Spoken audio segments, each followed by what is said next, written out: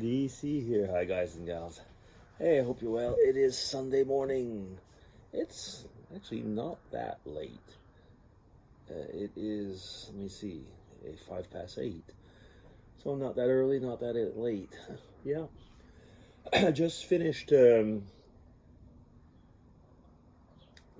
listening to an audio show which I listen to every Sunday morning called Sing for Joy from St. Olaf College in Northfield, Minnesota. Yeah, hymns and a little bit of talk around what made the hymns, how were they done. Based on actually in this case, it's based on the Lutheran reading of the week or something like that of the Sunday. I mean, and yeah, I'll be off to church in about 25 minutes, half an hour. I'm going to go to the 9 o'clock service. Sunday I like it in that respect. I like to go to the 9 o'clock service. It's going to be in German. And then at 11:30 with Mrs. DC, we'll be online with our friends in Headington, near Oxford, in England. And yeah, so I mean, it's kind of nice. Yesterday afternoon, they didn't come for lunch, so yesterday afternoon the kids came over and we all had, some. We had. Well, I think we had watermelon. I was just saying, you should remember that. Yeah, we had watermelon and a bit of ice cream. Yeah, so it was good. Yeah, so it's been a nice weekend up to now. Yeah. I read an article, was it this week or last week?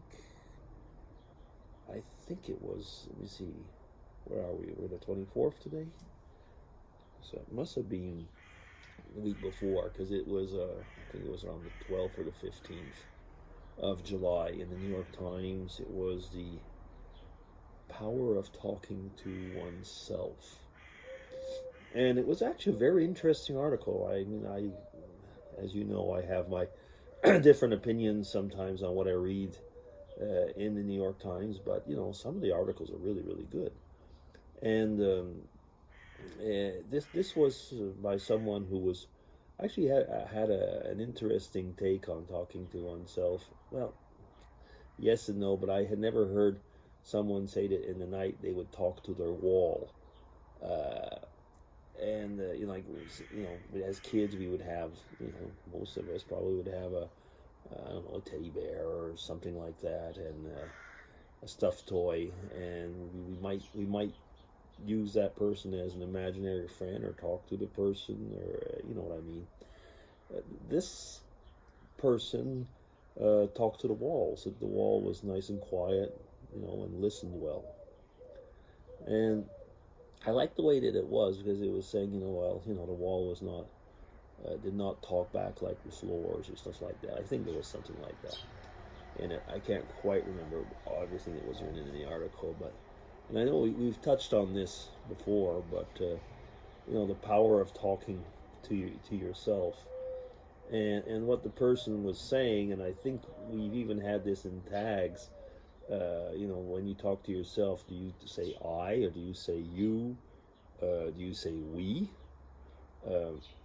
And it was an interesting thing, because depending on how you're discussing, if you're almost debating with yourself, you might take it as a debate. So you'll be saying you won't be saying I want to do this, or should you do this, and so on. And it is interesting in a way as to how we approach ourselves when we're talking to ourselves. And some people have said before, talking to yourself is basically prayer. I partially agree. What I mean by that is that, I mean, of course, when you pray, you are talking to, you would say to yourself, because you're talking within yourself. And that's the difference, isn't it? At least I would say that. But won't get into the subject. Prayer was not the subject of this log anyway, so I won't get into it. But what I would say, though, is that it is true, very much so, is when you're debating with yourself. How do you discuss? Then there's the other thing also that came out in the article. I think was do you talk out loud to yourself, or do you have a silent conversation? Now that's different also, isn't it? I mean, have you ever? I don't know how many of you have prepared for giving talks. There's a big difference. There's a big difference, when you're preparing a talk.